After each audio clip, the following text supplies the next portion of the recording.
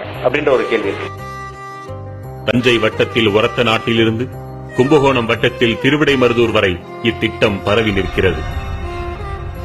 இந்த திட்டம் முதற்கட்டமாக செயல்படுத்தப்படும் ஊர்கள் கும்பகோணம் வட்டத்தில் கொத்தங்குடி, பெரப்பட்டி, வண்டுவாஞ்சேரி, திருச்சேரை, துக்காச்சேரி, ஆமங்குடி, விட்டலூர், குமாரமங்கலம், நாச்சியார் கோவில். திருவிடைமருதூர் வட்டத்தில் மஞ்சமல்லி, நரசிங்கம்பேட்டை. ஒரத்தநாடு வட்டத்தில் குலமங்கலம். குடவாசல் வட்டத்தில் குடவாசல், சித்தாடி, மேலைப்பாளையம், மலுவச்சேரி, ஓகை, கீழப்பாளையூர், கமுகக்குடி, பத்தூர், மஞ்சக்குடி, வடவேர், செல்லூர்.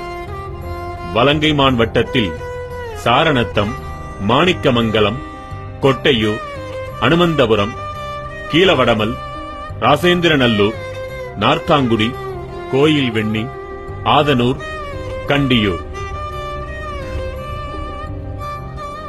நீடாமங்கலம் வட்டத்தில் பூவனூர், கீழவாந்தச்சேரி, தண்டிலம், அரிச்சபுரம், அனுமந்தபுரம், அன்னவாசல், காளாச்சேரி.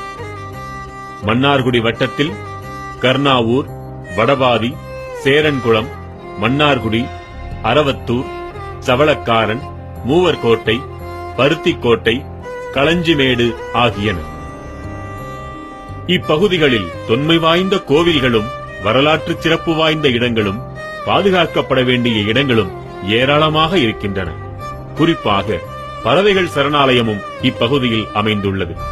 இத்தனையும் மீத்தேன் எரிவாயு திட்டத்திற்கு இரையாக போகின்றன. இந்த திட்டம் இந்த ஊர்களோடு மட்டுமல்லாமல் ஒட்டுமொத்த காவிரி டெல்டா பரப்பிற்கும் விரிவுபடுத்தப்பட உள்ளது.